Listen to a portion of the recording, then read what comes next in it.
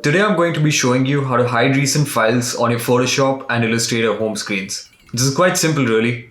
To clear the list on Photoshop just this one time, you can go into File, open Recent, and then click on the Clear Recent Items List button.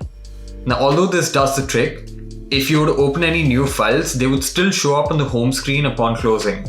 But if you wish to have this stay empty permanently, you need to go into Edit, Preferences, and File Handling. Now this number here defines how many recent files will be shown on your home screen. Since we want there to be none, we will change this number to 0 and then click on OK. Now just to demonstrate this, I will clear the list, reopen some files and then close them again. As you can see, the files no longer show up on the home screen. Now moving on to Illustrator, unlike Photoshop, Illustrator does not have the option to clear the list temporarily. Instead, just like you do on Photoshop, you need to go into Edit, Preferences, File Handling, and then change this number to 0. Hope you enjoyed this video. Thumbs if you liked it, subs if you loved it. I'll see you in the next one.